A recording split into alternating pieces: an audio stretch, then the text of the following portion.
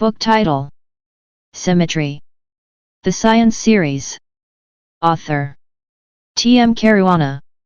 Chapter 1. Beginning of the End. When I think back on what my life had been like, I couldn't help but feel disappointed. An isolated life had no honor, and wasn't a life at all. The knot in my stomach and pain in my eyes made me feel more hopeless every day that passed. The sounds in my ears and the throbbing in all my bones and joints distracted my concentration from everything enjoyable in life, such as reading books or watching TV in the evenings. Even my memories of being with my family had become blurry. I could hardly remember them at all. Worst of all was that sometimes I couldn't even recognize my visitors' faces. The feelings that washed over me when I failed to remember were unbearable. I didn't recognize them and couldn't remember their names. Their tilted heads and sad faces showed a pity that I couldn't return, because I wasn't able to understand or remember why they were sorry for me. I saw that it hurt those who visited me, especially the nurses in the ward who had followed me through my time there and had always been by my side. I lay in my bed and looked out through my dirty window that can't be opened to invite the fresh air in. I don't know when it had last been cleaned. It was most comfortable to lie on my right side rather than on my back, as lying directly on my spine felt like resting on a row of marbles. Outside my window sat a robin on a narrow branch of the only tree in the courtyard. It was a beautiful bird and it was clearly very proud. That was something I always wanted to feel about myself. Recurring thoughts about the disappointment of my life echoed in my head and made it difficult to hide reality in my attempts to escape into daydreams. This had become my self-defense mechanism. Through my daydreams, I could disappear into distant lands with their adventures and not have to endure the torture of my pains, every minute of every day. I tried to remind myself that everything turns out as it should in the end. A deep sigh rattled out of my lungs whilst a single tear ran down from my cold pale cheek. I had spent a lifetime at this private hospital in Switzerland, in a ward belonging to the research department where my father worked with the Large Hadron Collider at CERN. Despite the clinic's outstanding technology and many leading scientists, no one had found a cure for my agony, not even a diagnosis had been established. There had been countless tests but no answers were to be found. A nurse came into the room, humming a light-hearted and slightly romantic melody. With her, she carried a tray with a glass of rosehip soup and 2 biscuits. When I was younger, this was the only combination of food that I could stomach during my blood tests, but after 29 long years, the mere sight of the orange-brown mess triggered my gag reflex. It was a symbol to start preparing for the sharp needles that the nurse would use to slowly extract blood from my veins. During the blood tests I was treated differently, more like a lab rat, and it was the only time that both a male and a female nurse were present. The female nurse told me that the reason was to ensure I wouldn't refuse to cooperate. She smiled a brief smile and then turned to the male nurse and started talking about her daughters. It was like I wasn't even there, like I had already died and was a corpse during an autopsy. I had never refused the tests in the past. My feet had never needed to be tied down and I had never even expressed my views on needles during all the years of torture. Why would I start protesting all of a sudden? And if I didn't want to continue my treatment, what would they do then? Force me? I wondered at times when the day would come when I had had enough of this and would just want to give up and let the disease take over. I felt tired, my life could be set off. I whinged in pain when the nurse put the needle in my throat. I didn't even get a "now there will be a sharp scratch" warning. The woman noticed my twitch but continued unperturbedly to nag on about her teenage daughter's drunken exploits as they had been at a party over the weekend. The man nodded in agreement, but looked to be just as uninterested as me.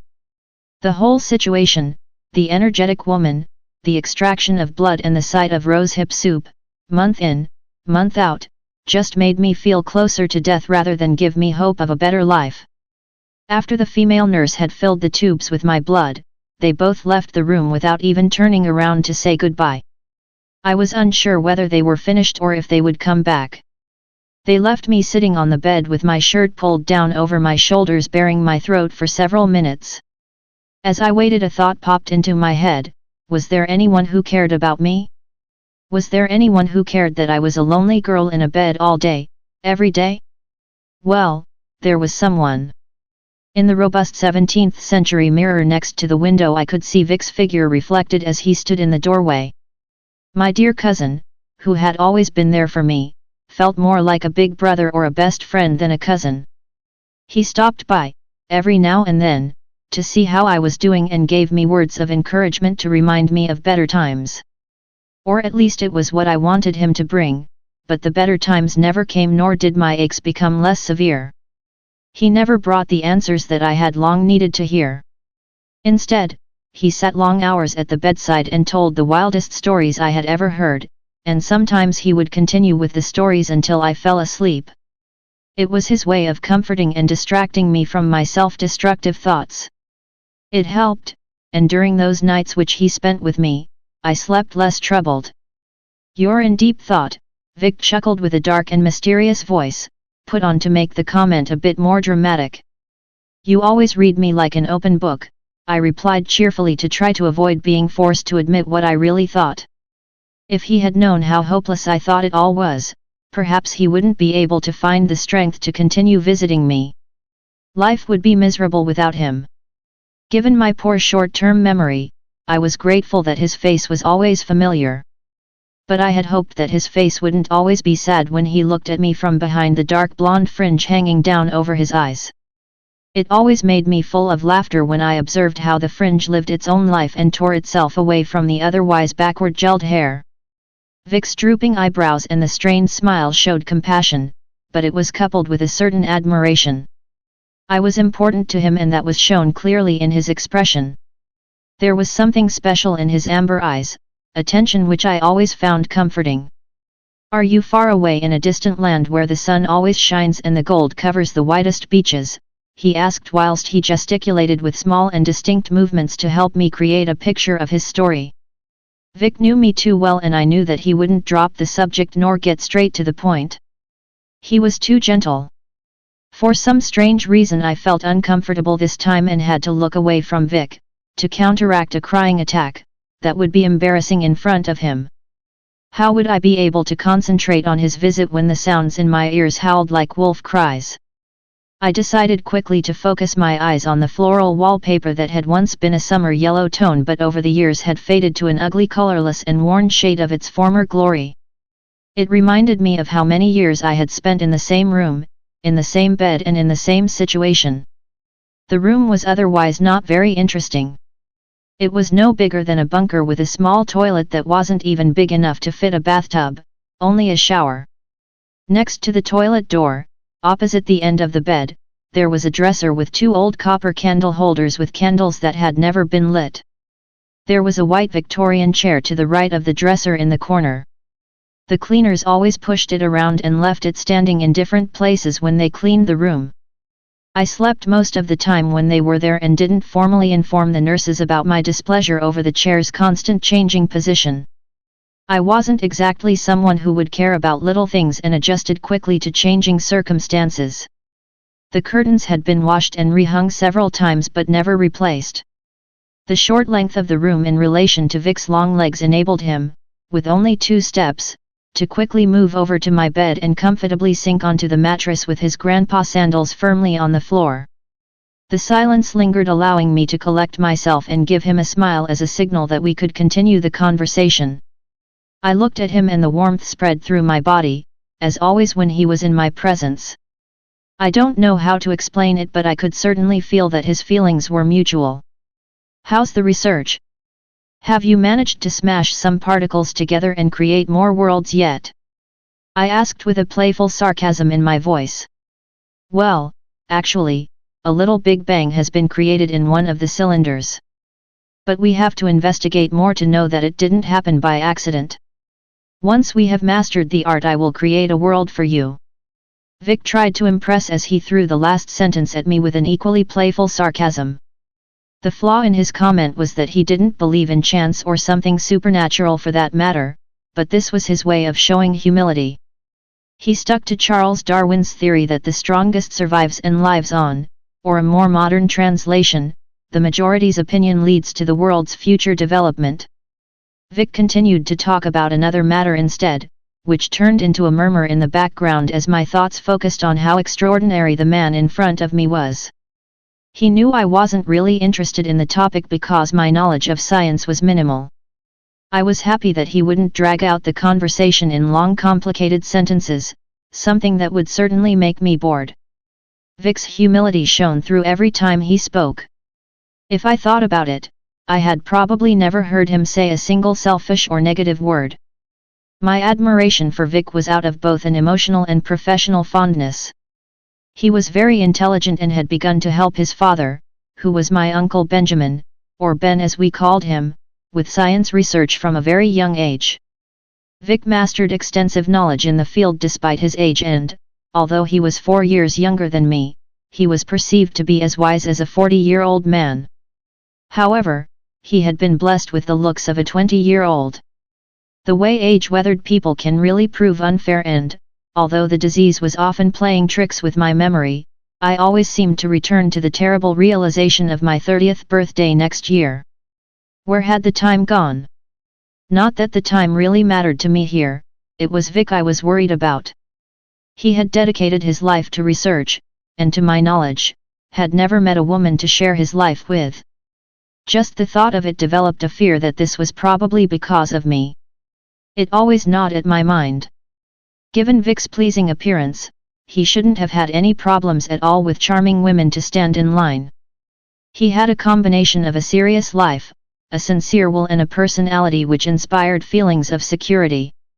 He was simply admirable. He was a man I couldn't even imagine a woman rejecting. Maybe it would have been better for him if I refused his visit. It would give him more time for his real life, with real friends who did real activities rather than just sit with me in my prison. But Vic was my everything and he was the only one I had. I couldn't imagine life without him. Does this make me a horrible and selfish person? A sudden awareness of these destructive thoughts reminded me that I had sat quiet for an embarrassingly long time. Self-pity didn't make my face attractive, my large eyes narrowed with concern, my teeth biting hard together and my thin eyebrows framed into a worrisome V-shape. I quickly tried to steer my thoughts to something more fun and improvised to entertain Vic with a story that I was a vampire victim. You know I thirst for your blood, I grimaced and threw my body in a rapid movement towards Vic. I could see Vic's eyes harden and his ears became red as he blushed. Oh, he murmured quietly with uncertainty and awe at what I meant by my bizarre words. Look, I complained as I pulled down the collar of the shirt and pointed to 2 pinpricks on the lower part of my neck where the nurse had taken the 2 blood samples. The needles had penetrated my neck with a 3-centimeter gap and the skin had developed a bluish bruise around the wounds, which made them look like a vampire's bite. Vic laughed. You can take over the storytelling in the future. The apprentice has become the master. Vic looked down at his hands and it looked like he wanted to say something more, but something stopped him. You will soon get well, you see, we are all working hard to find a cure, he whispered gently. I took a deep breath and swallowed in an attempt to keep away the tears whilst I nodded helplessly. His sad words had made the moment tense. Vic would leave soon, he had that look in his eyes that showed he didn't have time to stay longer. Read your poem, I pressed as a quick request, but with a much harsher tone than I had intended. I lay back down on my bed with my head against the high pillow to show submissiveness. I was referring to the poem, which he often used to read to comfort me to sleep. If I asked him to read it, he always stayed a moment longer than planned. Vic moved to sit higher up on the bed and caressed my cheek gently with the back of his hand and stroked away a strand of my long, blonde hair from my eyes. It didn't feel right, there was something wrong. Vic wasn't himself and just as I could sense his feelings, I was sure he could feel the fear that came over me, like needles pricking my skin from my toes to my head. I was quiet again, and waited for the words I thought I knew would come from Vic's mouth, whether I wanted to hear them or not. Vic took a deep breath and held it in for what seemed like several seconds. He looked at the 2 pink flowers that were placed in a glass, and always seemed to appear on the night table the night before my blood tests. They were probably the only things that were beautiful in the room, except for Vic. His gaze wandered awkwardly towards the ceiling and then down at his hands. Vic's mouth was closed, but I could see little cautious movements as if he was trying to start a sentence but couldn't quite find the right words. If I knew him well, he would have practiced what to say repeatedly in the office in an attempt to find words that best reflected his feelings. But his conflicting emotions were clear to me, even if the words weren't spoken yet. He opened his right hand and in it there was a piece of jewelry that I felt was a farewell gift. It was a key with a handle in the shape of a pentagram, and in the lower left triangle of the star was a yellow triangular stone. Without saying a word, he bent over me and brought his hands behind my neck and clasped the chain to hang the pendant around my neck. I have to leave, Susie. I have things I need to do and I don't know if I'll be back. I haven't forgotten what I promised you, I'll find a cure for you, but you also have to promise me one thing. You must never show the jewelry to anyone, you have to keep it a secret. One day, I will want to have it back, but right now it is safest here with you. You are the only one I can trust, he said in a low, serious voice. Vic swept his hand over my eyes so that I would close them, and I realized it was to hide his tears. With a broken voice from the tears he began to whisper the poem that he knew had comforted me so many times. Find your dreams in the rainbow way. Count 2 lights revealing a starry day. The brave knights will see you through. The kind of 7 are waiting for you. Within you lie memories deep. They will shine when you are asleep. When you gather what's been apart. Make sure you find the secret heart. After Vic finished the last line, there was a silent unwritten rule not to talk to each other. As always, I kept my eyes closed whilst Vic quietly sneaked out of the room and disappeared into a world behind locked doors that I didn't have any knowledge of since I had never been allowed to leave the ward. My restrictions had been pointed out several times. The research department isn't a place for a little girl, my father had hissed at me for as long as I could remember. He said the same thing every time I asked if I could go with him. He also wanted to have control over me all the time because I was so sick and my memory loss could put me in great danger. The few areas where I was allowed to be were areas within the ward, my own, lonely, private, and boring ward. Here there was a sitting room with a sofa and a TV, a clinical, boring kitchen, and a small gym that consisted of a treadmill, an exercise bike and a few weights. The staff served the meals 4 times a day, at exactly the same time each day, just like the medication. Fortunately, the blood tests weren't included in the daily routine, but were performed only once a month. The monthly routine also included visits from my father. Sometimes my feelings for my father and Uncle Ben felt unimportant, at least in comparison to my feelings for Vic. It was horrible that I felt that way, but I saw them only a few times a year. I don't deny that I felt hope growing for a cure each time they stuck their heads around the doorway, but so far they had only been to see if I was still alive. Their faces symbolized disappointment more than joy to me. I should really be ashamed of my thoughts. The 2 men, who were both in their 60s, weren't good at handling emotions. I guess my father had become more withdrawn after my mother died during childbirth. He had had to deal with his grief and having to care for such a sick child like me. It was strange to me that he never remarried and had more children, even though I had pointed out many times how nice it would have been with siblings. But at least I had Vic. Until now. I brought my hand under my shirt to feel the hidden jewelry that rested against my chest, and then I burst into the most painful cry that I had ever experienced. I pulled up my knees to my stomach and grabbed hard onto the big down pillow. With sharp scratches in my chest and cheeks, which pounded with heat, I had to remind myself to breathe. Why are you leaving me now? I whispered repeatedly to myself over and over again in self-pity. I had several unanswered questions about the reason why he left me, but I understood, however, that there was nothing more to be said. His facial expression had been crystal clear, and it was obvious that he had left to never come back. He wouldn't come tomorrow, nor next week, nor in a month's time. What hurt the most and got my stomach to contract into the form of a shriveled raisin was the thought of never seeing him again. With the abominable life I had lived, the rest of it without Vic's presence was the beginning of the end. Chapter 2. Escape with his life. In Bath, England, Samuel pasted a blank A4 page to either side of the old piece of paper. He pasted minimally in the corners to prevent causing damage to the piece of the map that he possessed, shut the lever arch file and returned it to the bookshelf. There, now no one will be able to find it, he confirmed to himself with a cheerful voice, finally having it in his possession after so many years of searching. He slowly made his way into the kitchen and brewed a cup of tea. He opened the cupboard where he had a jar with some cookies and took out 2 which were smothered in chocolate. It was the neighbor who had baked them for him when she had come over for a chat earlier in the week.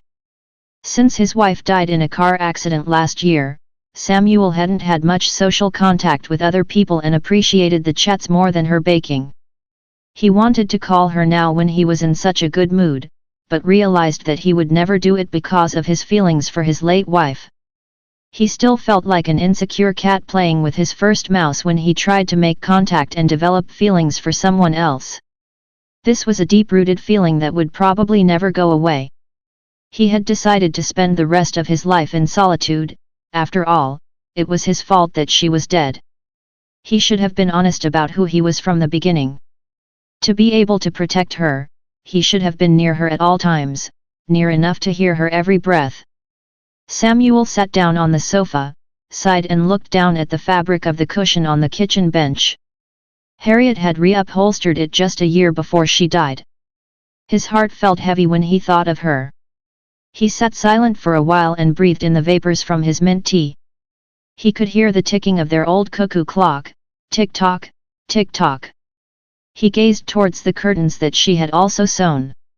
He couldn't even admit to himself that he thought they were awful, out of respect for his deceased wife, but the flowery fabric wasn't to his taste. However, there was no need to change them since he didn't spend many years residing in the same place due to his professional duties. It was also nice to have them as a memory of her passion towards her hobbies. A black BMW drove past outside and stopped at the driveway. The car's size would provide sufficient space in the trunk for a tied-up man of his size, he thought dismissively as he closed his eyes and hung his head in despair. He immediately understood the events that would follow, and without waiting another second, he took the plate with cookies and the teacup and threw them in the trash without even pouring the tea into the sink. He ran quickly down the stairs to the basement and went to the trap door he had installed beneath the staircase when he had moved in 5 years ago. He pulled up the hidden pin that popped the door open from the wall, bent down, crawled into the small space and closed the door quickly behind him. The space was limited, so he had to sit down with his knees pressed tightly against his forehead in complete darkness. He hoped that no spiders had moved in during the 5 years that it had been empty. He didn't like spiders. As expected, he heard the burglary take its course. Calling the police wasn't worthwhile. The thieves were only here for one reason, and if they didn't find the map, they would keep looking.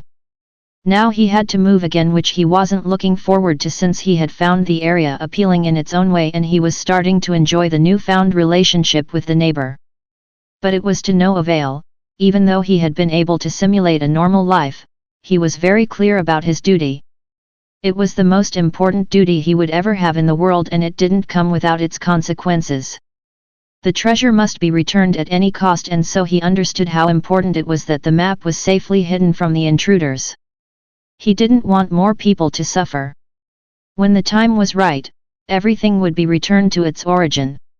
He heard them ransack the entire house, looking in every little nook and cranny. The china was smashed and books were thrown on the floor. Everything would be in a state. At least there wouldn't be much left which needed to be packed for the move. He had been through this so many times that he no longer cared about material possessions, as long as they didn't find the map. Was it hidden in a safe enough place? Samuel could hear male voices but couldn't make out exactly what was said. He pressed his ear closer to the door and closed his eyes to concentrate. Maybe it isn't here. Old Samuel is very tricky. He would have had time to hide it since we were last on his tracks. The rough voice came from a man who couldn't be more than 30 with a vocabulary that could only indicate that he was from a lower social class. His dialect was broken and indicated that he wasn't from England, prompting Samuel to conclude that the man must have followed him here. Don't you think it's strange that he isn't home so late at night? Where would he have gone at this time? Commented the young voice, whilst Samuel heard what could only be his Chinese-style vase that sat on the shelf next to the washing machine smash into 1,000 pieces against the floor. I don't know, maybe he's still here and has been hiding. We'll continue to look. The other man was much older, about 50, Samuel guessed. It was clear that he was the mastermind behind it all and the one who gave the orders. Still slumped in his little hideaway, with his knees now under his chin, Samuel began to feel the torments of his worn body. His back started to hurt and his indigo eyes still couldn't see anything but darkness. When would they leave? How long would he have to sit here? He should have brought some cookies, he thought ironically, as he wondered whether the supermarket still had a good price on moving boxes. He had seen them last week and now he would need moving boxes again. Suddenly Samuel's heart started to pound faster and the adrenaline pumped into his fingertips when footsteps were heard just outside the secret door. Holding his breath would probably not help, but it was worth a try to be as quiet as possible, so as not to reveal his position. He heard the men throw things around them and his paintings fell loudly to the floor. "Don't let them find me, don't let them find me," was the only thing that repeatedly went through Samuel's head. He closed his eyes and thought that when they had gone, he would summon the order. Now they needed to forge new plans on how they would handle their opponents, who had begun to come nearer to them. He also wanted to give the others the good news on holding onto the map, if he still had it in his possession after this evening. These opponents had, throughout the years, gathered more knowledge of the Order's powers, as they had been able to study the other part of the map that they possessed. For this reason it was important to keep abreast of what they could expect from their adversaries if the group were to come out victorious in the battle. It had been 7 years since the Order had been summoned and it would only be the third time they met since the world's treasure had been stolen. The meetings were few whilst all 7 members attempted to make every effort to retrieve the treasure and keep it safe. They worked in 3 groups of 2 persons and were responsible to report to the others if anything happened to their partner. The 7th member, the chameleon, worked alone, no one had ever seen him. Michael was Samuel's partner and they were in touch regularly although without routine. Sometimes they contacted each other by letter or email and other times via phone calls or meetings. At these meetings they got the chance to share information that they gathered with regards to new clues about the treasure's location. Samuel's mission had been the burden of finding and preserving the part of the map that he had finally found. Secretly he had always hoped to pass the burden over to any of the other members in order to return to his life with Harriet, but it was too late now. His main duty now was to stay alive until the treasure was safely returned. "No, Tim, he's not here, there's nothing here. I've been looking through all the boxes and I can't find the map. I say we leave, grab a bite to eat and then we can come back and wait until he returns home. He must come home at some point, and when he does we will take him," said the weary voice of the older man. "Okay Peter, I'm hungry, so it sounds like a good plan and I don't want to be around you when you get low blood sugar. We can't go back to the boss without the map and without having killed the old man," murmured the young voice in a plaintive tone. "Were we supposed to fix the old man?" commented Peter in surprise. "Not that he was a coward, just lazy." "Yes, the boss takes no risks, so read our order," replied Tim more enthusiastically. "Okay, I understand. But I am not cleaning up after you if it becomes a messy slaughter," said the lazy man again. "Wait." One of them whispered hurriedly and Samuel couldn't distinguish from which man the voice had come. Samuel closed his eyes and used his weakened power to see them both in his thoughts. It had been the old man whispering, now followed by a gesture with his index finger over his mouth as a sharp request for silence. Samuel opened his eyes to stop all his energies from being sucked out of him and waited with a frightened feeling of discomfort. There was silence for several minutes and Samuel couldn't hear any footsteps or sounds from the men. They must have conjured a new idea, or possibly they had spotted the secret door. With a sudden jerk the door to the secret space opened which made Peter's thin blonde hair float upwards with the draft. A Walter PPK revolver, known as James Bond's most widely used handgun, was pointed at the space under the stairs. The hiding place was empty, though Peter could determine that someone had been there recently since they had left tracks in the dust on the floor. He turned around to warn Tim but didn't get the chance when he took a hard hit on the back of his head, which threw him to the floor. He had underestimated his opponent when he assumed that Samuel had no strength left after so many years. Peter was a big man but would still not have had a chance against Samuel even if he couldn't have made himself invisible. Samuel was a slender middle-aged man who had spent the last 10 years learning Taito. Coupled with the invisibility, it was a highly dangerous combination to attempt to overcome. Peter's choices would be to flee or play dead. His choice was reduced when Samuel managed to knock him unconscious as he now lay on the old wooden floor. Meanwhile, Tim approached Samuel in a squatting position and menacingly whispered, "Eleanor," he threatened, as he made a nodding gesture towards his revolver, "will puncture your 2 lungs, and dig out the contents of your brain if you move a muscle. Nice and easy now, tell me where you have hidden the map and no one should get hurt." His voice was sharp and credible, coming from an impulsive newbie. Samuel knew that he had to think quickly and this meant only one thing: escape with his life. Chapter 3. Lust for Adventure. Vic leaned all his weight against the closed door and could hear Susie's despaired cry as a result of his betrayal. Normally, when he comforted her, he always managed to stay calm, but this time it was different. He felt weak and had to sit down at one of the office desks. His fingers pounded nervously, one after the other, on the desk and he felt a great guilt over having to abandon her. If it was up to him, he could have spent the rest of his life within a meter of Susie. They were an unbeatable team. What began with merely trying to relieve her pain had grown into something stronger than blood. 25 years he had spent with her locked up in the institution. He had witnessed her personality change and become less naive over the years, but her innocent nature was still apparent at times. Vic didn't want to leave, but the time for his deceitful departure had been decided. He had to ensure that life proceeded according to plan.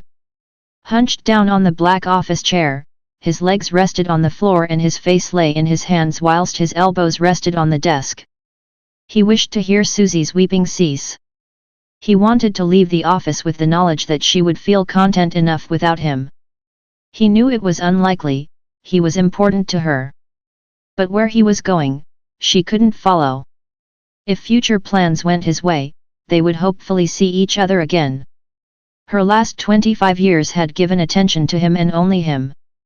Moments they had spent together had been an epoch, hidden from the world and as if frozen in time. Now the era had ended and they had to continue their lives in different directions.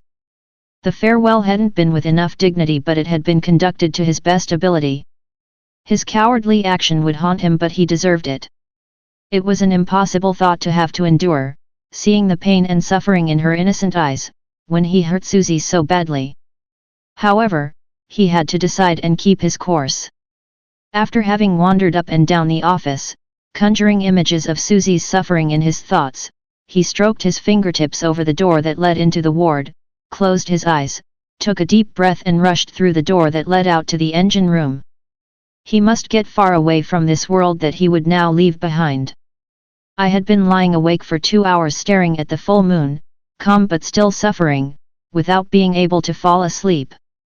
Normally I wouldn't sleep many hours, but this night it seemed exceptionally impossible to even get one. I felt a creeping feeling in my gut and emotions of freedom couldn't be kept out of my thoughts. How would it feel to experience the world as I've seen it on TV? If I left the ward, would the pain increase without my drugs? Would it be worth it to experience a short time outside the hospital as opposed to an eternity in the hospital bed? Without Vic, life was game over, since the years would continue with the same routine, but without him. U-235. The code escaped my lips. It was the code to the door that led to the research department. Vic had keyed it in a hurry once, without noticing that I was looking over his shoulder. U-235, it definitely was. I wondered if there was anyone in the department at this time. If I were to be noticed within those premises, my father would be in big trouble. He would be very disappointed with my actions. But I had to get a little adventure in my life, now when all other hope was lost. I couldn't imagine anything worse than the situation that stood before me. I gently sat up, threw my little feet off the bed and wiggled my small toes. These tiny feet were the reason I almost never wore shoes. They were hard to find in my size, other than with childish motifs. Or that was my father's excuse anyway. Not that I complained, the worn Mickey Mouse slippers that I got for Christmas 5 years ago still worked. What amazed me at this point was that I could actually remember when the slippers were given to me, which was very unusual considering my normal memory loss. My heart raced and dizziness clouded my sight. Could it be that I was nervous? Or was it my illness? Would the aching strain start in my muscles, the screaming in my ears and the stinging in my eyes, which were always most evident in the evenings? I hesitated for a few seconds. No. The uncomfortable burning sensation in my chest was probably just nerves. I felt like a master crook before I had even put my feet on the floor. The sun-bleached wallpaper caught my eyes' attention, and knowing how I had watched it fade over the years made my life feel unnecessary. This supported my decision and I left all doubts behind me. Tonight, I was going to follow my heart. My mind had had its way for too many years. I peered out of my bedroom to the hallway where the door to the left was the one leading to the outside world. To the right I could see a glimpse of the living room. It was late, no staff in sight. This was the perfect opportunity for an escape. I had never even thought about escaping before. Well, yes, I had dreamed of the outside, but never had I thought about the necessities and the plans for a real escape, seriously. Where would I start? What could I expect and what would I need out there? I pulled out the bottom drawer on the dresser and took out my small but well-organized black bag with many compartments and zippers. It was a gift I had been given by the kitchen staff at Christmas to keep ginger molds. That's what the patch I had placed in the bag described, since I knew my memory wouldn't recall the information. I poured out the molds into the drawer without thinking about being quiet when they rattled out with a loud metallic sound as they collided with each other. Next, I quickly opened the drawer above to pack underwear, a top and a shirt. In the bathroom I grabbed the towel, but hung it back on the hook and thought, just the essentials. In the mirror over the wash basin I saw the dark shadows under my tired eyes and the grayish skin. It made me shiver and frown. The blonde long hair was bushy from lying on the pillow, which I solved quickly with a brush and then pulled it into a ponytail. Was it worth any attempt to make myself beautiful for what awaited me outside the clinic? I had never been interested in my appearance and it seemed like an act to try to show otherwise. After debating with myself, I brushed mascara over my long eyelashes, which gave life to my blue-violet eyes, brushed my teeth and quickly stuffed the 3 articles in the bag. No lipstick. I had never been much for it. My pale lips could show I wasn't vain, and besides I would lick it off within 10 minutes. Where would I be in 10 minutes? I would probably still be in the ward. Now when I was reasonably decent I began to reflect on something that I had never had to worry about: where would I get money? I had never had any reason before to need money. I could always improvise on the way out, look through other people's belongings. No, that didn't feel right. Maybe it was best to stay in the ward? I shook off these doubts as soon as possible. I couldn't stay here forever, I had to escape tonight.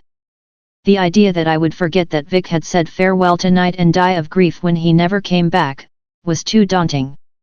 Out in the kitchen I rooted through every drawer, opened every cupboard, every jar, and eventually saw the white piggy bank where staff gathered snack money. It wouldn't be much, but it was a start. The piggy bank opened from the bottom and the contents poured out into my hand. I put the money into the compartment with the zipper on the front of the bag. Then I threw some biscuits into the slot on the side with a Velcro fastening. Now I was ready for the world, yes, or almost. I walked with firm steps back to my room but stayed in the doorway. The little purple teddy bear that had been my friend and comforted me throughout all my days sat on the bed and looked straight at me. The fabric was old and its padding had begun to seep out through its left foot. To others he might not seem anything special: 2 embroidered black round eyes, nose, and mouth. But I was an adult now. I couldn't drag a soft toy with me on my quest. Furthermore, I tried to convince myself that he barely fitted in the bag. The deep sigh was ambiguous this time, as I really would miss my secure ward. The ward had given me a roof over my head, although I didn't consider it to be a home. My gaze wandered around the room one last time to try to understand the seriousness of my choice. Something wanted to pull me back into the room to say stay in your safe bed, but I had made up my mind and my stubbornness couldn't be defeated. I continued past my room and to the door that would lead me to freedom. The index finger pressed gently but firmly on the letter U, followed by the numbers 2, 3, 5. A green light was lit on the panel and I could hear a click. My frail hands pressed down on the handle, whilst I gave the heavy door a gentle shove with my hip, to open it until my head could just fit through the gap. I don't think my heart had stopped, but the fear was significantly stronger than expected. At this point I had crossed the forbidden line that would surely result in consequences. I peered into the room and around the door, to see if the coast was clear. No one was around. A big sigh of relief left my lungs after having held my breath since I left my room. Holding my breath for a long time was something I mastered well. It was almost as if I didn't even have to breathe at all. I always wondered if something was wrong with me and therefore had chosen to withhold that information about me from Vic. Besides, I'm too modest to say something positive about myself and always tried to hate myself, preparing my useless life for a death that never came. But Vic had always been there to point out the opposite. No, I shouldn't think of Vic now. It saddens me and I need all my strength for my mission. I took another deep breath to try to sneak across the floor as quietly as possible. This room was only a little bigger than mine. There was room for 2 desks, and in the middle of the room there was a workbench with drawings. It was strange that there were only 2 desks when they were 3 people. As I took another breath I could smell Vic's aftershave and it unexpectedly made me halt in my step. I never knew he was so close to me all the time. On the wall there were numerous buttons and dials in different colors that surrounded a glass window above the desks. When I looked through the window, I saw a nearly empty room with only one chair in the middle. The chair was similar to a dentist's chair and could be adjusted into sitting or lying positions. It was linked to various tubes and electrical wires, which increased my curiosity about what each button on the wall controlled. I sat down at the right-hand desk. This didn't look dangerous at all, as my dad wanted it to seem. Thoughts on why I wasn't involved in the research made me upset. Even though I was sick, I could be helpful by just pushing the buttons. This isn't a place for a little girl, echoed in my head again.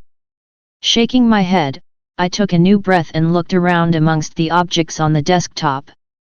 It was clinical, not a pen was out of place and not a single family photo was displayed. The desk's drawer was locked. There must be a key near, I whispered quietly to myself even though I was alone in the room. All I could see when I looked around were old books on a shelf whose titles I could read on the spine. There were books on Isaac Newton, The Great Fire of London, a Bible, one on the universe and other scientific books that were more related to the work at the Institute. On the workbench were only drawings and a notebook, also by Isaac Newton, which I discovered contained mostly calculations as I quickly flicked through it. Where had Father got hold of it? It looked genuinely old, with the same handwriting as my father's. With the same name and handwriting, the scientist must have had a significant role in the family. Maybe if I read it, I would understand my father in a different way and maybe even get him to be proud of my newfound knowledge of science. That would make a change from the disappointed eyes he always showed me when he came to visit me at the ward. The notebook was too large for the outer compartment and was therefore tucked into the large compartment in my bag. I would have to return the book one day. Father would be enraged if it disappeared, and his temper was well known to be short and furious. Where was I? I had lost my train of thought. Well, yes, the locked drawer under the desk. How do I open it? My thoughts turned to the key-like jewelry I had been given by Vic just hours earlier. It would be too simple if it was the key that belonged to that drawer, but would it really be so strange? He would never have guessed that I would find myself in the research room with access to the drawer. My fingers fumbled under my top to get it out. Hunching my body was necessary for the chain to reach the keyhole. Yes, but of course it was the right key. The handle to the drawer was solid, made of copper, which made the almost empty drawer easy to pull out gently. In the next seconds I couldn't have felt more baffled. In the drawer there was only a silver pendant and a piece of paper with Vic's poem. My eyes were drawn to the pendant that glistened in the corner. It was hard to break into and only opened from the extra force created when I pushed my nail into the gap. There was a small picture on the inside that Vic had taken of us on a day we had baked a gingerbread house one Christmas years ago. It was strange that Vic wasn't in the picture. I could have sworn that the picture was taken of the two of us. But with my poor memory I was quite pleased to remember the occasion at all. It had been a wonderful day, the sun had been shining after the frost had appeared on the ground during the night. All the workers and staff were on holiday and it had just been the two of us. When I closed my eyes I could remember the smell of gingerbread and how skilled Vic had been in decorating the gingerbread house. Again, a tear fell down my cheek, but this time I didn't even try to prevent it, as I was sure it wouldn't be the last one of the evening. Were these items the big secret that I wasn't allowed to show to anyone? On reflection, there was probably nothing else I could have found that would have had more meaning to me. Perhaps money, but the poem was of sentimental value and had great significance to me even though I knew it by heart. There were some additional scribbles written on the paper and something in pencil that seemed to have been added after the poem. It read, Captain Lalo, with the numbers 03607240052075 below. How odd. Vic had never mentioned any captain or that he specifically liked the sea or even boats, in his stories. Or had he? The poem and charm were also placed in the large compartment in the bag next to the notebook. It was probably best that I closed and locked the drawer again so as to leave the room as I found it. No trace of my whereabouts should be left behind. I wondered if the key unlocked the other drawer too. The key was tested but wouldn't open it. Sounds were heard from outside the room, the voices of two men who approached rapidly. The sounds came from behind another door next to the one I had just come through. The voices were familiar, they belonged to my father and uncle. I couldn't even imagine how angry father would be if he saw me here. Furthermore, my adventure would be over. I have to return to my room, I thought in panic, imagining the pain in my arm due to father's steady grip that would give me more bruises. I had to collect myself. Think quickly, where can I hide? My knees scraped the floor when I crawled under the workbench, where the overhanging papers with all the scientific calculations would help to conceal me. The door opened and two pairs of legs stepped into the room. I bit my teeth hard, locking my jaw, as I always did when my nerves were too intense. My fear rose with the idea of father hearing my heart pound, my heart that had led my impulsive actions to this moment where I found myself without a choice to return.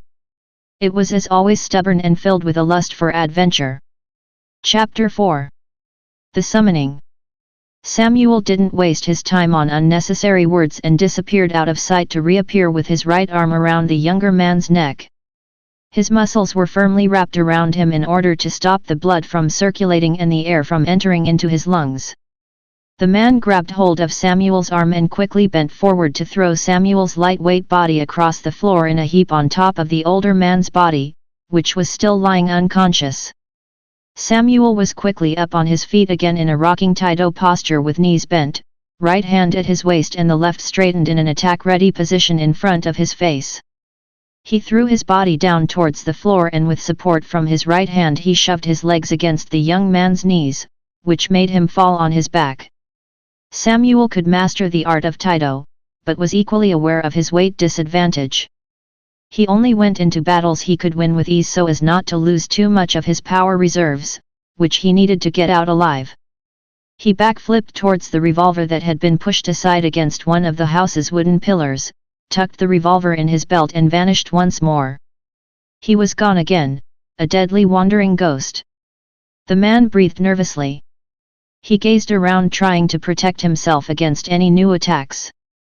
He randomly punched his hands in the air and screamed with fear that his life be spared. Samuel wanted to kill him to get rid of the threat and to put an end to having to flee all the time. He didn't like the situation he was faced with and was considering his options.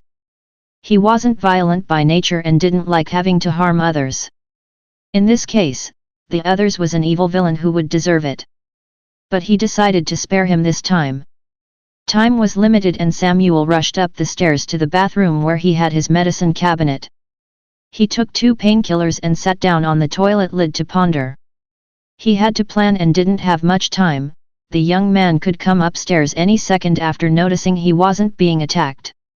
He had to decide what to pack and then escape. In the bedroom, next to the bathroom, he opened the storage closet and brought out his suitcase. It was new, bought last year, and not an old and broken plaid one like most old men owned. However, he didn't care in the least about fashion. Architecture was his passion. In buildings he could see beauty. The case had 4 wheels at the bottom so that it could be pulled upright, which made it easier to drag and relieved a lot of agony since he had to travel a lot. Samuel quickly packed clothing, hygiene items, and jewels that he inherited from his father. The map, he thought. He couldn't forget the map.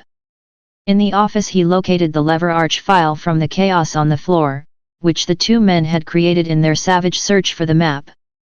He flipped to the page containing the map between the 2 glued papers. He looked at the page that was old and thus a bit yellower than the others and shook his head thinking about how much misery this piece of paper had caused. With steady hands he carefully unstuck the paper from the page, went back to the bedroom and tucked it into the front pocket on his suitcase. The jacket he didn't really need, it had always been used to blend in with the people of this world. Samuel's blood was of icy temperature and was used to much colder climates. He thought of his home, and sighed with homesickness and exhaustion. He refocused on his mission. Now he just had to take a taxi to Heathrow Airport. No, he thought, not a taxi. He didn't want anyone to pick him up, jeopardizing his mission by giving his description if someone asked. An Asian appearance wasn't common in this neighborhood and it would be easy to remember if anyone asked about him. Walking into the city and then moving on by train to the airport was safer. He was less likely to be recognized that way. Best to also use cash as much as possible so that no one could trace his journey. He decided to withdraw cash one last time in the city, and then he would disappear. He considered purchasing a false passport. How long would it take? Would it be worth it so that he could be more confident that he wouldn't be found again? Samuel made a few calls and got lucky at once. An old friend, who owed him a favor, knew someone who could do it in under an hour. It would take about 42 minutes to walk to the city, so that was perfect timing. Samuel had walked that path many times and he even knew a small detour that he could take which was calmer. On the plus side, that route was also very beautiful with a small pond and some ducks that were always there, come rain or shine. He zipped his bag shut and rushed into the kitchen.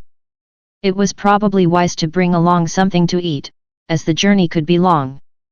Samuel no longer flew first class since it reminded him too much of the affection he had always shown his wife. She had always been worth the best, just like she had always done her best to help others. Economy wasn't as painful as the memories, even though he ended up between 2 brothers who were on the brink of killing each other. Additionally, a snotty kid seated behind him would probably kick him in the back throughout the entire journey. He had wanted to swap seats with one of the brothers in order to sit at one end, but their mother, from the seat in front, objected and said it was probably best that he sat in the middle so they wouldn't kill each other. The journey isn't that long. I am sure they won't be any trouble as soon as the plane takes off, the mother commented without expecting a response. It is perfectly all right, I collect painful memories so I'm ecstatic now, Samuel replied with a bitter sarcasm that made her turn around without a reply. Great! Samuel thought, a mother who doesn't want to sit in the middle and would let an elderly gentleman suffer a heart attack rather than take responsibility for her own children. Apparently, she was on vacation. He picked up a stack of flyers and a magazine from the seat pocket and began to flip through them to see if there were any good deals. His nerves began to play on him and he examined the emergency booklet carefully. He had read it many times and knew it by heart, but was sure that he would still forget all about the procedures if a real emergency would occur. He didn't like to be trapped in the air. Luckily, the two brothers fell asleep after 40 minutes and Samuel could relax. An hour later Samuel was awakened by a very pretty flight attendant who asked him to fold away his tray and raise the chair back into the upright position. The aircraft was about to land. Samuel wished he hadn't been woken up. The landing was the worst part of the whole trip.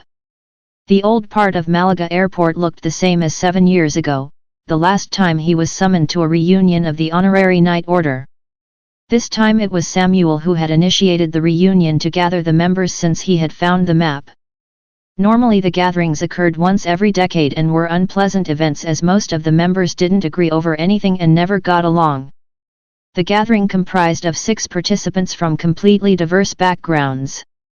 Michael was a skinny, humorous, medical man, with solutions that could confuse anyone.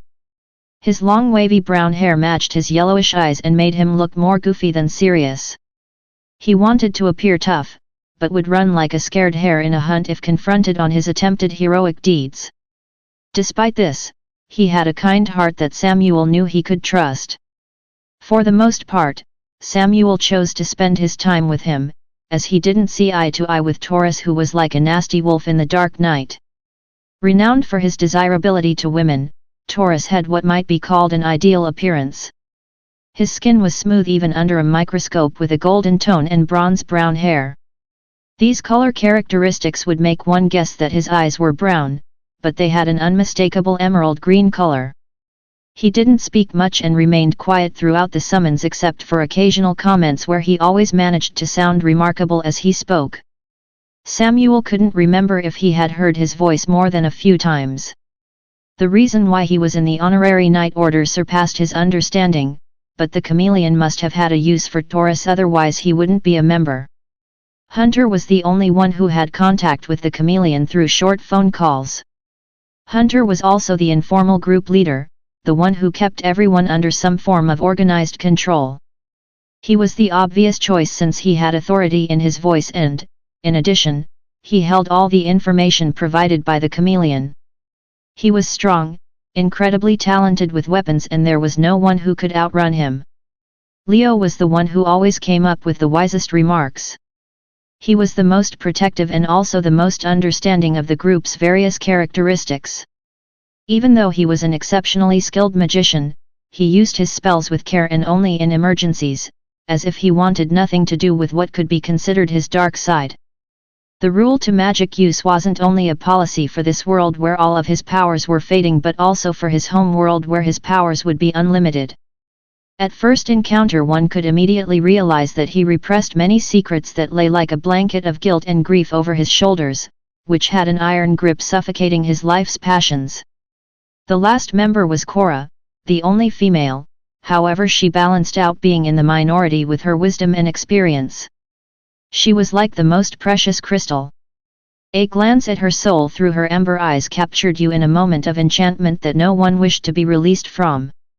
She was an angel with the power to transform your deepest feelings into her own and use the knowledge of your exploited heart to her own advantage. Even though she was the most beautiful woman ever seen, Samuel had suffered a history of disputes and kept as far away from her as he could. At the last Honorary Night Order meeting, the members had exchanged duties, which resulted in Samuel having to look for the map. This was the most difficult and dangerous task and had cost him his wife. He was relieved, therefore, to finally be able to call this mission complete after only 7 years.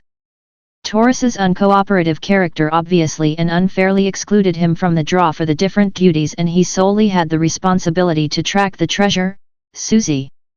This was the only way he agreed to help. Given Taurus's characteristics, it was strange that he was given that assignment, but Samuel didn't want to argue with Hunter, who also was Susie's closest relative in the group. The long hallway to the end of the airport was full of passengers waiting for their bags, and Samuel was glad to have his small case that allowed him to stroll past the crowd. He remembered the little kiosk on the right-hand side just before the exit to the buses where 7 years ago he had bought water and chewing gum. This time he bought a juice and a bag of peanuts that he hadn't been allowed to buy on the plane because another passenger had been extremely allergic. He went outside to the waiting area and sat down on a bench to wait for the bus to Malaga bus station. He tossed a handful of peanuts into his mouth and drank a little of the juice before the bus arrived. He stepped on board, paid, and continued further back into the bus. The front seats were already occupied.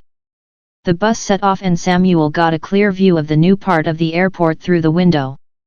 The new part was an extension of the old with a modern design, covered in tinted windows, and was a very impressive structure.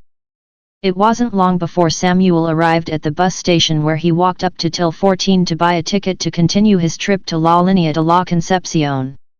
It would take about 3 hours with all the stops to arrive in La Línea bus station.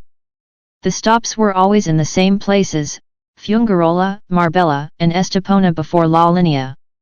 The trip wasn't yet finished at this point, for Samuel would need to cross the border to Gibraltar with the hope of not waving the fake passport too obviously at the immigration officers. Samuel wanted to remain anonymous. The more invisible the better, he thought with irony, and smiled given his ability to make himself invisible. His final destination was the Elliott Hotel, located just one street off the center of Gibraltar's main street. When Samuel arrived at the bus station, he began to walk towards the big majestic rock rising up from the southern tip of Europe as one of Hercules' pillars, which guarded the gateway to the Atlantic Ocean. What an inspiring sight the illuminated cliff face of the towering rock was, he thought in awe. Legend has it that in the shadows can be seen a soldier standing to attention and a woman cradling her child. However, he couldn't see it from the bus station, and so briskly walked forward. These parts of Spain weren't quite safe to wander around when it got dark. Arriving at the border, his sore feet reminded him that the journey must soon come to an end. Samuel was nervous when passing through the border control, which would be carried out in 2 steps. Firstly, a member of the border police verified your passport, both on the Spanish and the British side, and then the customs officer on the British side checked if you had anything to declare for duty taxation. This meant that he had to go through 3 checks where he could be caught. However, he was pretty sure his perpetrators hadn't followed him. He had taken precautions along the journey, changed course, passed through different doors, and even changed his shirt at the men's room in the airport whilst he had waited for his departure. His heart started pounding inside his chest as he approached the Spanish policemen. They were 2 young men who stood inattentively talking to each other. Samuel began to slow down his pace to avoid looking guilty, but eventually he had to pass them at a normal walking pace, for the policemen didn't even acknowledge that he was there. Had they even seen him? He was quite sure he hadn't made himself invisible. He continued with the same expectation on the British side. Even they waved him through when they saw the front of his European passport. He could have been anyone, and the passport could have belonged to a woman. Of the many things that were wrong with this world, this was one that Samuel wouldn't complain about now.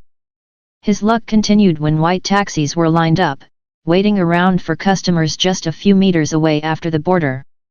He jumped into the first available taxi and spoke up his request loud and clear. "Elliott Hotel, please." Upon arrival at the hotel, Samuel paid the taxi driver and gave a small tip, even though he didn't deserve it. The man had been driving like a car thief whilst talking on the mobile phone in a mixture of English and Spanish, and occasionally waved his arms around to indicate his dissatisfaction at the other motorists who remained a little too close to his lane. He quickly proceeded to the reception area to be allocated his room. It had been a long day and a long journey. The paracetamol had long since stopped being effective, and he felt pain in both body and soul. In the hotel room he unpacked his pajamas and toothbrush. He brushed his teeth, but threw the pajamas aside. It was way too hot to wear them. It was strange of him to have even packed them. Harriet always wanted him to be decent, and he would never have complained in her presence. At this moment he wanted nothing more than to curl up and feel the cool, freshly laundered hotel sheets against his skin. It wouldn't take long before he would fall asleep. Samuel woke up a moment later due to a gentle knocking on the door. His whole body froze from fear, wondering who could be on the other side. Looking towards the digital alarm clock, he noted that his sleep hadn't lasted longer than 30 minutes. It couldn't be any of the order members. They would never jeopardize being seen together except at the agreed location. The meeting wasn't until tomorrow night. This visit probably had no connection to the summoning. Chapter 5. Unexplained Rescue. Would I dare to breathe? Would I try to crawl out through the door they came from? To stay under the workbench still seemed safest, but it would reach the point when I must get out. But frankly, I was terrified of what awaited me on the outside world. Father hadn't yet discovered my escape. I would have felt his disappointment go straight through my soul, adding to my feeling of unworthiness. Why am I such a coward? Was the fear based on the uncertainty over how long my health would keep me on my legs? I only hope that my memory holds up until I'm in a safe place. My memory failed me frequently, and there were no patterns that suggested if it was caused by a problem with the short or long-term memory. It was selective, as if someone viewed me from above and chose which moments would give the most amusing outcome, or perhaps it was like a random lottery. I had always remembered Father, Uncle, and Vic, but not the nurses on the ward, who must have known me for as long as my family. Some news reports on TV may stay with me for a year, others only for hours. Days and dates were worse. It was as if numbers didn't stick at all.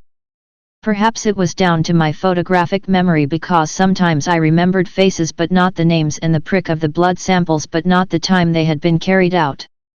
From under the desk, I could see the two men adjusting some dials and standing to watch with tense interest through the glass window into the small room.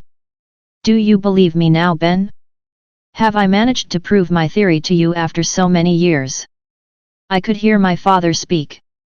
Well, it suggests a certain success, I must say, followed my uncle's voice in recognition. The topic of this conversation wasn't interesting to me because I wouldn't understand what they were talking about anyway.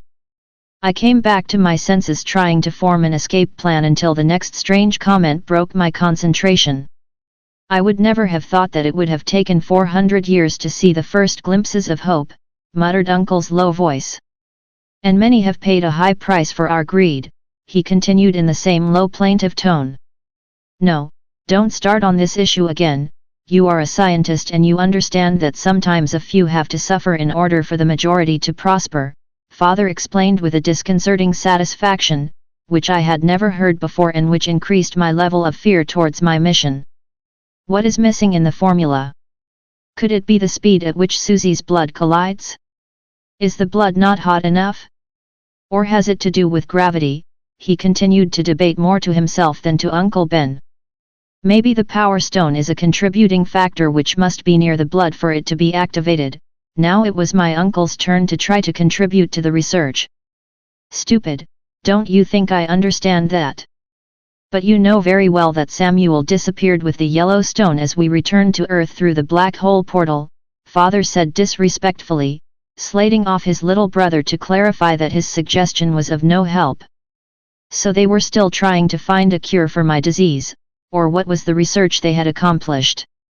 What effect of a stone was it that they wanted? And what did they mean by as we returned to Earth? During my reflections on what had been said, I realized now was my chance. They had turned their backs to the door leading to the outside, which was automatically closing at a slow pace. Quickly but silently I must make my way out. I wish I didn't have to crawl on my knees. They felt sore and the floor was cold.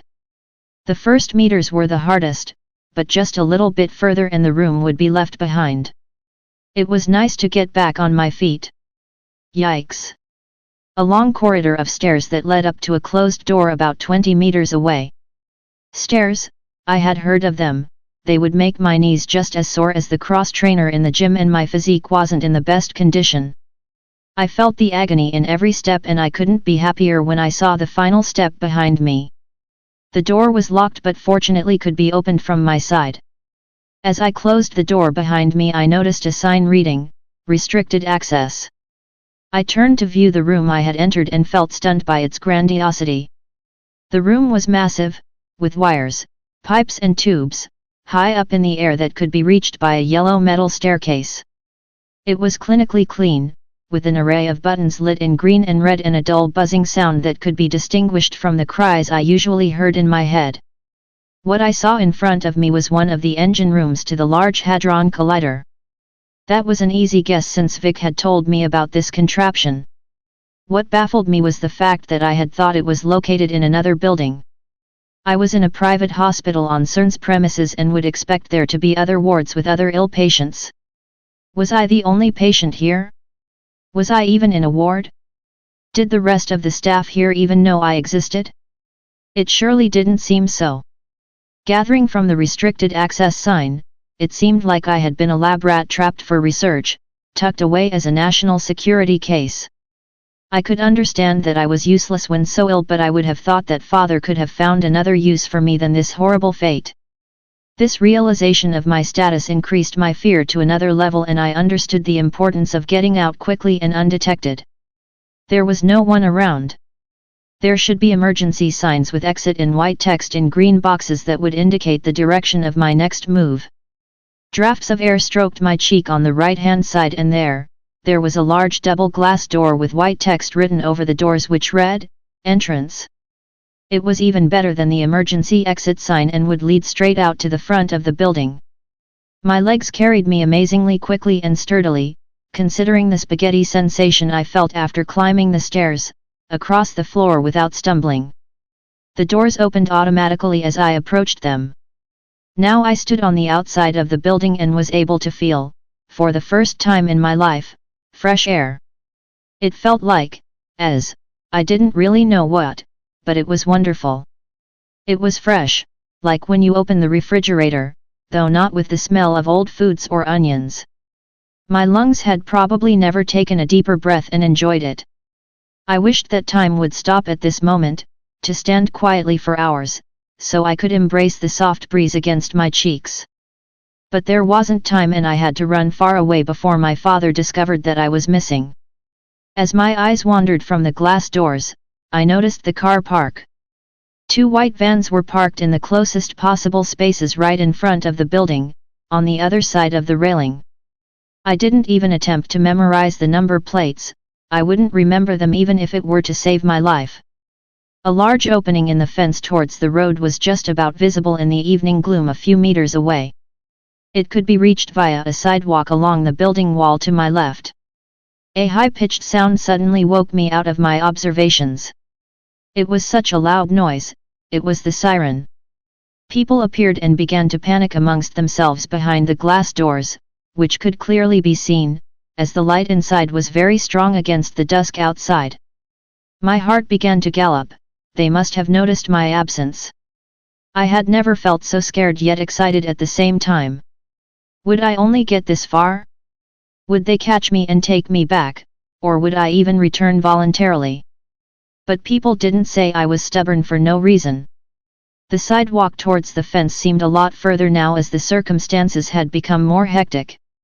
My dampened scream startled me when a figure from behind the corner of the building grabbed me around my stomach with a strong left arm and a cloth covered my mouth. My feet left the ground, as the man was much taller than I.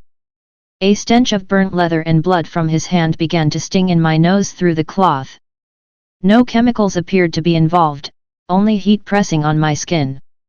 A horrifying yet calm gaze met my eyes when I looked into the perpetrator's own. We stood silent for seconds that seemed like several minutes. His intense eyes looked deep into mine after having put me back down on the ground. His eyes, they were searching for something in mine.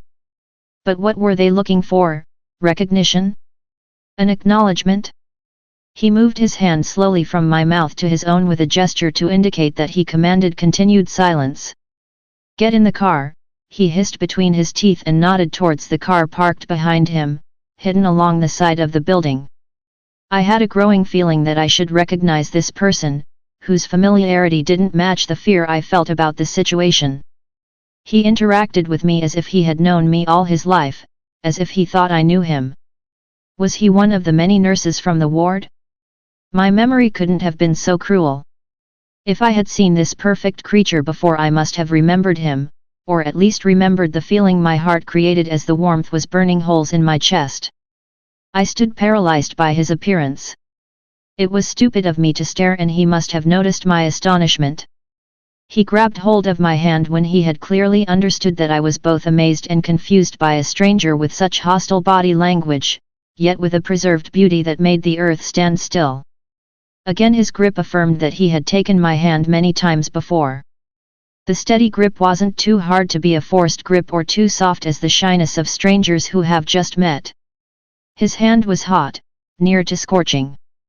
My reflexes took control to retract my hand, which released me from his grip. He looked angrily at me with disapproval as he went around the car to the driver's side. "How do you want it? Are you in or out?" More words came hissing from the perfect white teeth. They came from a mouth that seemed to not have given many smiles, but if it happened, they would melt hearts. How could I trust someone I just met, and why would I want to go with him? No, it seemed strange. The gap in the fence was within eyesight, so I could probably make it. It was what everything was all about tonight. The man must have seen me looking towards the gap. "No, you are coming in the car, you have no choice, there's no way I'm letting you out of my sight now. Choose, jump involuntarily or cause a scene that can put both you and I in danger," he threatened with a stressed voice determined by the speed at which he mumbled. The stressed threat sounded more soft and pleading than his first commands, even though he meant it to be robust and delivered with a nonchalant authority, as he had pulled his hands through the bushy bronze hair that had covered his eyes. I reflected on my choices. I seemed to have been left with two options: either I follow the stranger, or return to the ward. The decision came quicker than my usual reluctance to make decisions, since the cool June evening breeze was biting my skin. The temperature didn't at all seem to bother the stranger as he wore a black t-shirt, but it made me act quickly. The car looked brand new, a black SUV with tinted windows and not exactly discreet enough for a car chase, which I guessed was what it was probably trying to be. Not that I was an expert on cars, but it looked stable and fast. I would have been more scared if the last hour hadn't had a positive impact on my health. I felt much stronger than usual. It must have been the adrenaline. The silver metal handle was cold against my hand when I opened the door to the passenger's side. The moment the car drove around the corner towards the gates, I could see Father rushing out from the building's entrance doors. The troubled eyes along with the stressed body language appeared in slow motion, and all I could hear was my name screamed in panic. "Susie, Susie, Susie, come back." But it was more than a panic, there was something else in his voice, something I couldn't put my finger on. Given that he was seeing his only daughter driving away in a car with a stranger, indicating that he might never see her again, I could have sworn he looked at me like a lost possession. I saw greed. "Susie, come back," his voice echoed in my head as guilt punishable by death. The mystical creature next to me drove the car so fast that it skidded on the gravel path through the gates, before I even had time to react to my father's cries. There was silence in the car for several minutes whilst I watched buildings fly by outside the car window. On the left-hand side was a large round, ball-like building at the end of a long road lined with buildings on both sides, and after it we made a right turn at a roundabout. "Are you all right?" the man asked, trying to show compassion, but he didn't sound particularly credible and spoke rather out of duty. "I have no idea," my voice barely whispered. "A few hours ago I saw Vic's face peeking into my room at the ward giving me a smile, and now I was in a stranger's car on my first ever time outside the research institute. To think of it, it was the first time I was near a male of my own age, except for Vic, which could be either harmless or extremely dangerous. Was this how it felt to sit inches away from another man's flesh and blood, or was this feeling due to him being the most beautiful creature I had ever beheld? His body was faultless. There wasn't a male model that could measure up to him, neither in physique nor complexion, and that's considering that the models on TV weren't even real. Well, of course they were real, but they had lighting that was set up at a favorable angle and stylists who took care of every detail. This man's appearance was natural. The muscles were clearly visible through his tight t-shirt, and there was no makeup on his face that I could detect. His hair, well, it was drenched in hair gel but still had more than a supernatural perfect pose. His 3-day stubble was sensual and even his arms maneuvered the car with a confident precision. He projected a calm, secure control with superiority.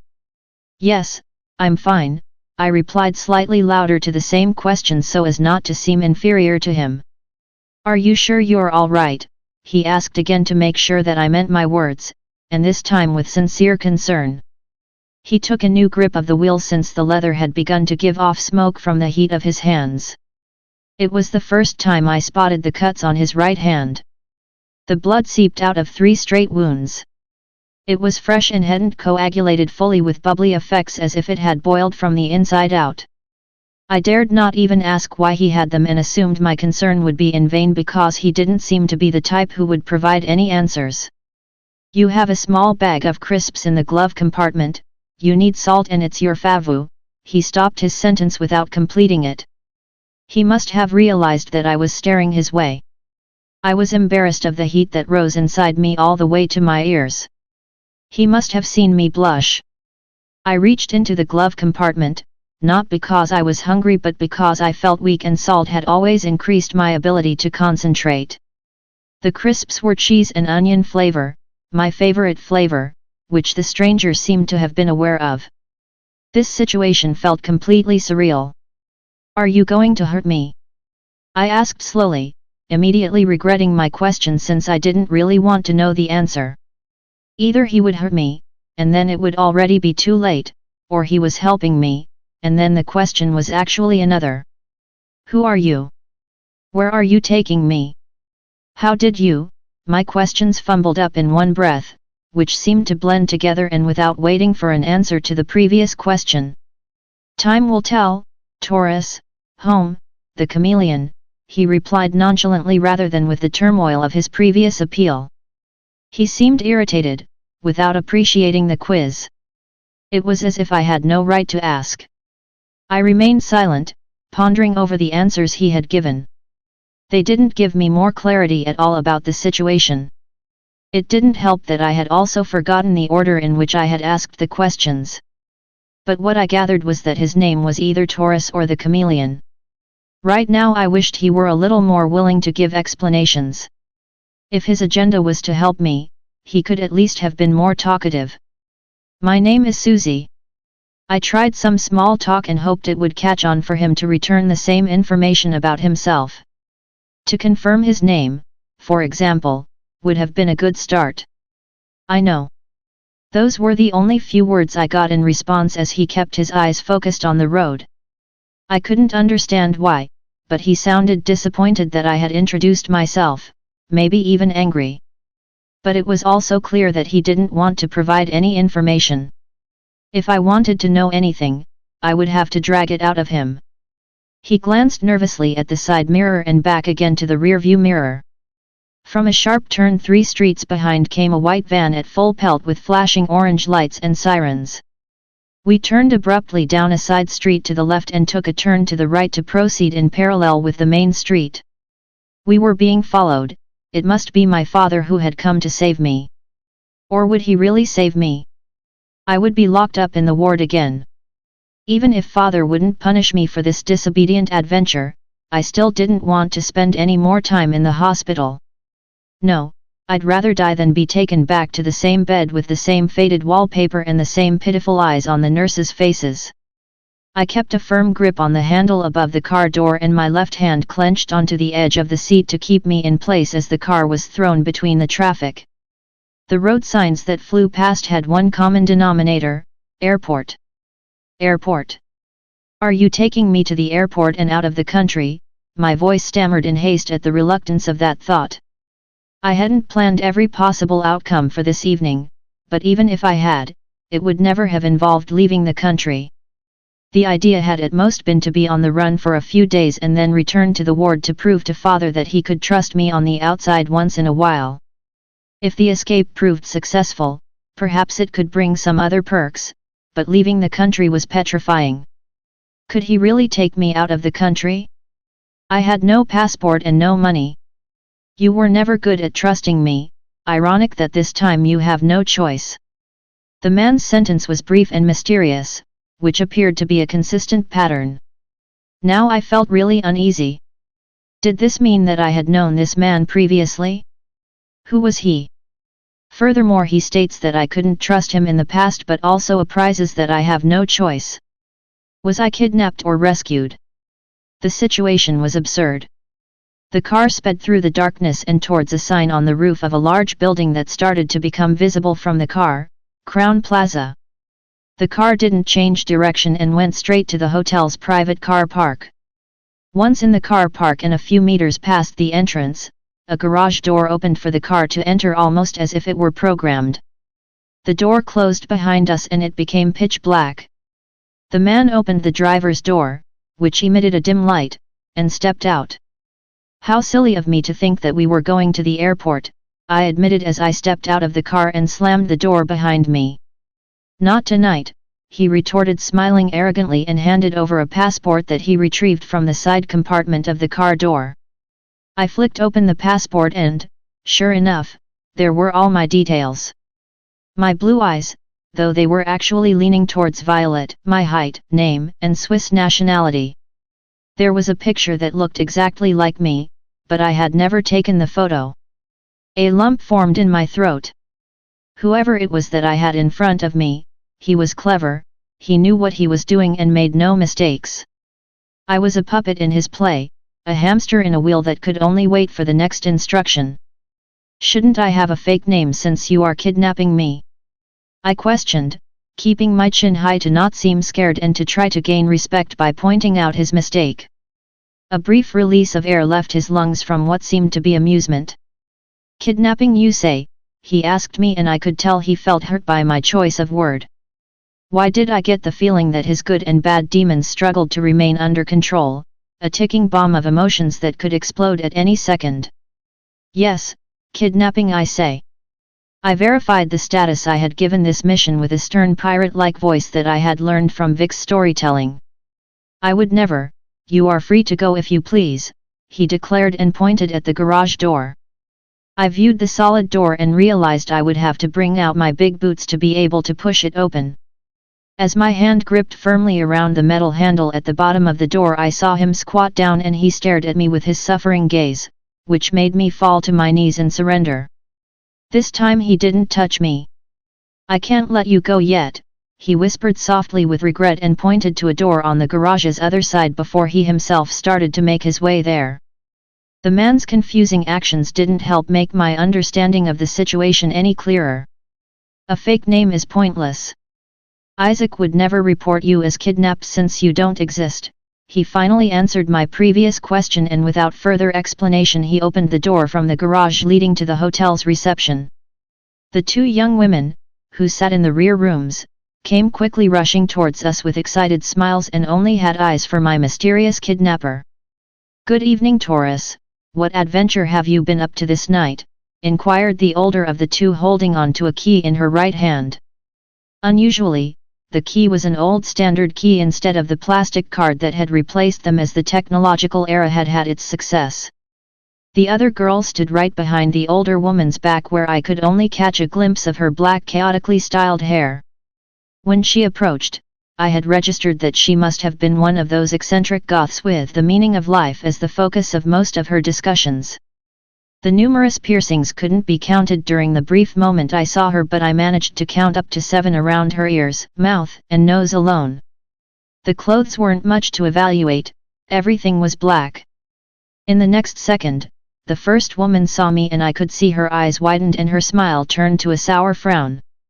It didn't suit her blonde soft face at all. It made her look like a spoiled daddy's girl, used to getting her own way. Her hair was tied back in a ponytail, which revealed all her pearl jewelry that appeared on both ears and around her neck. I found it hard to concentrate on the girl's behavior, even though it amused me somewhat, because I was excited to finally know my culprit's name. Taurus was his name. Furthermore, it was difficult to determine what relationship he had to the blonde receptionist, as he gave her a charming glare that made her smile from one ear to the other, as he held his hand up over the till for her to drop the key in it. Was I jealous? No. That's a ridiculous thought. I didn't know him, yet it felt like he was my kidnapper. It was him and when I looked at him I surely felt overwhelmed with something. And it wasn't he who flirted with the receptionist. He couldn't help his adorable eyes, and my gut instinct made me believe that he really was indifferent towards the woman and simply wanted to claim the key. Without a word he looked at me for reassurance and departed from the reception area along a corridor, with me shoved in front of him. We reached the lift and called it down. As a gentleman, he showed me into the lift before himself with a polite hand gesture and pressed the button for the 6th floor, which I noted was the highest floor. An old flame? I asked playfully, not knowing if I was talking outside the boundaries of the social code that existed between us, and hoping again that it would lead to some small talk. Besides, I was probably a little bit jealous, even though I didn't want to admit it to myself. I had by now concluded that this man was actually trying to help me in some twisted way, since he had made no attempt to hurt me yet. Also, if I trusted my instincts, I could feel an electric tension between us, indicating that we shared deeper feelings. No, he answered sharply and too quick, so as not to invite any more concerns about the mystery man's love life. He looked at me and waited for my reaction to his response, and maybe even assurance that I had believed he was telling the truth. He stood silent, so I remained quiet until we saw the lift door open. He held out his hand in a gesture to show that ladies went first. I stepped out and waited for him to catch up with me. We walked side by side along the carpeted hallway towards a dark brown wooden door numbered 607. He opened it with the old key and a firm push in order to let me lead the way again. "Welcome to my humble abode," he greeted, this time with a social acknowledgement suggestive of an invitation to converse. I didn't know if I should accept the invitation and risk being fooled were he to switch over to his arrogant self again. His mood swings had been unsettling so far. The room was simple but full of scattered personal items. I got the impression that he wasn't expecting company in his room this particular evening. "How long have you stayed here?" I decided to ask, to open the conversation with something general. Surely that question couldn't be offensive. "For 25 years, he replied in the same short spirit. "But then you must be," my tone descended because of my mathematical calculations rather than through surprise that the answer was in years and not days. "Older than you assumed?" "Believe me, don't worry your pretty head with that calculation," he said quietly with the same mysterious voice as always, as he tossed his key onto the mahogany desk beneath the window. The hotel room was furnished the same way as I had seen on TV, however, as for my expectations for this evening, there was only one bed. "It is true then, you can't remember anything that happened before 25 years ago, he continued with a grievance in his voice, and the answer was already expected, so I gave him no answer. His question was outrageous.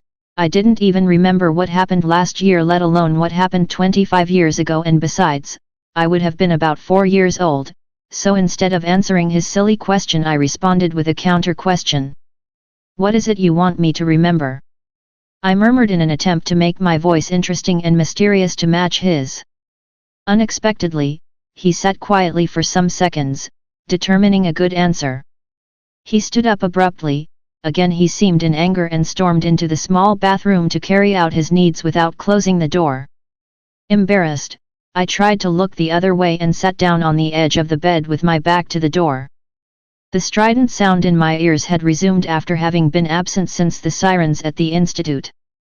The crisps had maintained my concentration, but my bones had become sore again. I hadn't taken my evening medication, and so I retrieved the bag from the office chair. Taurus had dumped it there after having carried it from the car. "How do you suggest we sleep?" "If we sleep opposite each other, I want my head furthest away from the door," I demanded, trying to sound tough and in control to not be taken for helpless prey. "You need not worry. There is a full moon tonight, so you won't be able to sleep anyway. I suggest that you continue to take your anticoagulation medication until we meet up with the other members of the order and have a soothing bath," he ordered back irritably, impatient that he had to tell me how the world best suited me. But he was right again, or I think so anyway. I sometimes had trouble sleeping but didn't understand until now that it must have been due to the moon, which the stranger had just pointed out. Keep taking my medication. I had never contemplated stopping, was it not vital for me? Vic was the only one who had the authority to prescribe more of the drugs when they ran out and had given me a month's supply before he left me. I hadn't previously had any idea what effect the drugs had.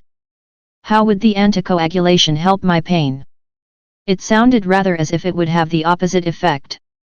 Before I decided to acknowledge the stranger's advice to take a bath, I heard Taurus starting to run the water in the bathtub. His perfect face, followed by his bare torso, appeared from the bathroom doorway as a supernatural being with no reason for improvement. My eyes tried their best to look down at the floor whilst he wiped his hands on his t-shirt as he approached me. "The bathroom is yours whenever you want," he gestured towards the door. It was impossible to hesitate following his instructions, and it was no use trying to protest. Inside the bathroom he had folded what must have been one of his t-shirts on the toilet lid. "You can use my toothbrush," growled his half-sentence from the bedroom before he quickly came in with a purple toothbrush and placed it on top of the t-shirt before he disappeared again. My heart felt sore. Purple was my favorite color. His next gesture was even odder. A lit candle gleamed on the edge of the bathtub and gave a romantic glow. I had seen another tea light holder on the desk and ran out to retrieve it. With 2 candles, I could turn the light off and still see clearly as they shimmered. "May I borrow your lighter?" I asked politely without having to explain myself when he saw that I was holding the candle in my hand. "No," he replied briefly as always. He approached me with his majestic body, where even a quick peek would clearly catch sight of the 8-pack on his sandy-toned skin. He stood close enough for me to smell his cologne that infectiously appealed to my senses. I closed my eyes to inhale his scent and felt paralyzed. I held my breath, not because I wanted to but because I couldn't control myself otherwise. I felt his hot hand against mine when he took the glass holder for the tea light. I opened my eyes and focused them onto his. I had forgotten his beautiful emerald green eyes. Without breaking his gaze from mine, he wrapped his fingers over the wick and at the same moment a flame arose from nowhere. It wasn't normal, not human. Who was he?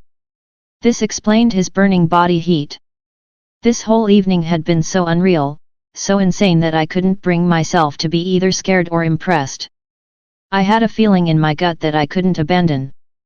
I had to know the truth. "Who are you, really? Have you and I mean, are we special to each other?" I asked without blushing, exposing my soul in a serious tone. I could feel my eyebrows folded down over my eyes into a V shape in intense concentration. My eyes tried to penetrate even deeper into his. His answer took far too long. His eyes still locked onto mine. The time had frozen to a standstill, not a movement could be detected, not a sound.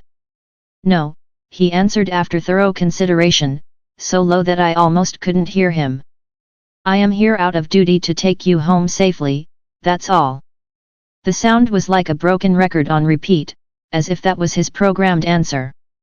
He grabbed his phone from the desktop in a hurry and before I had time to say a word, he was out in the hallway with the door slammed behind him. His mood swings didn't distress me anymore but I felt hurt by his answer. I turned to go back into the bathroom but remained next to the door when I heard Taurus's voice in the corridor. He spoke with someone on the phone.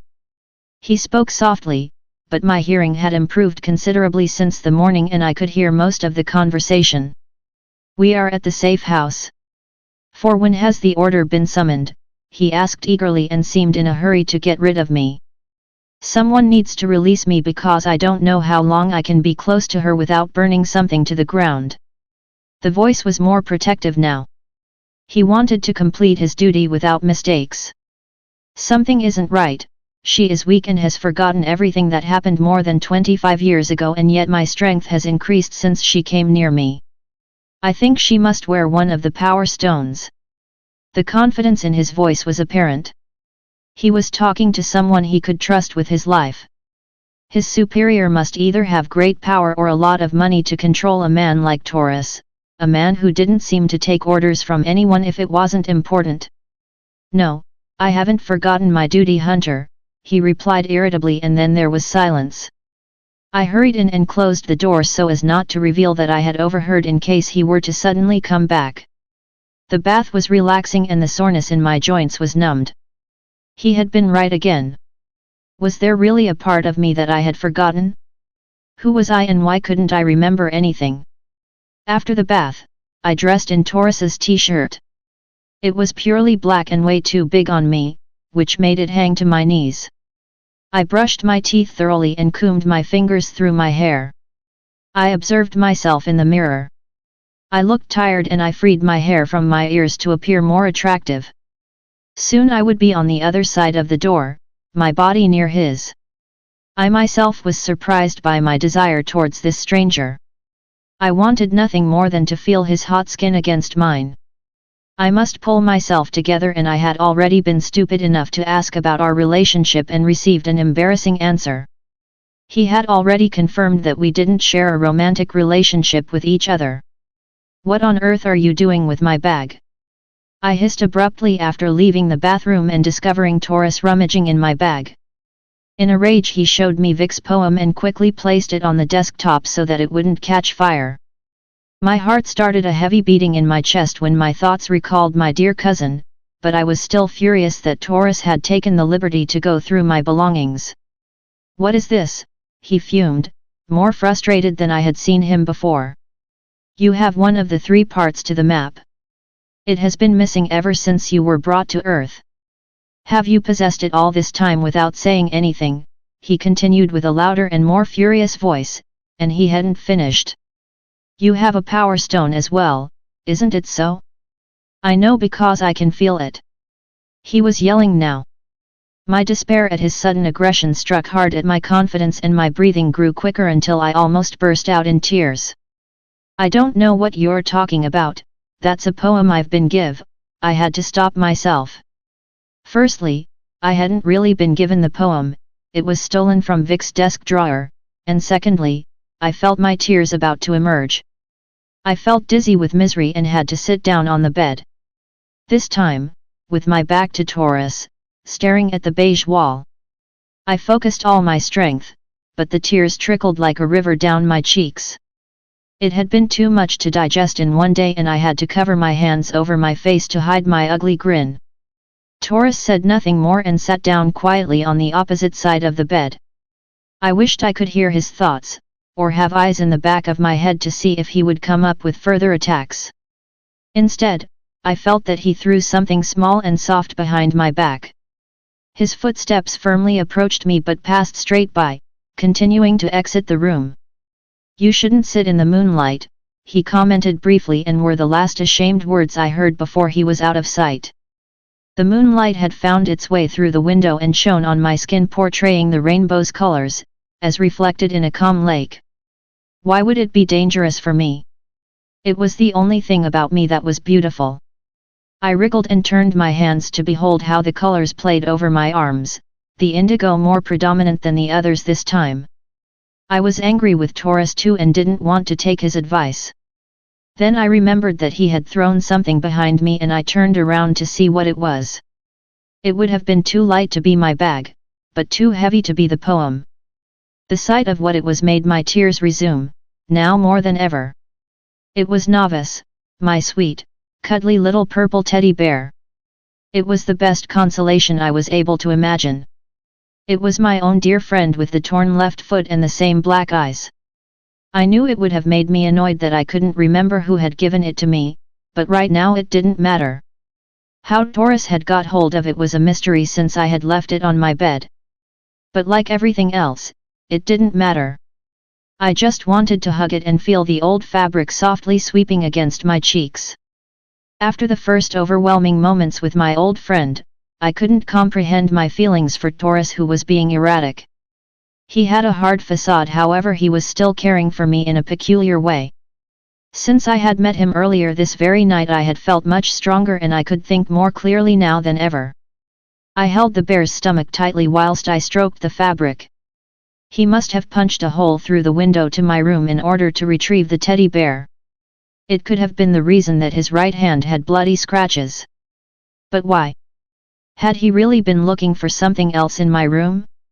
I couldn't bring myself to think about the possibilities. If only I could remember. What had happened all those years ago? What was the reason behind this unexplained rescue?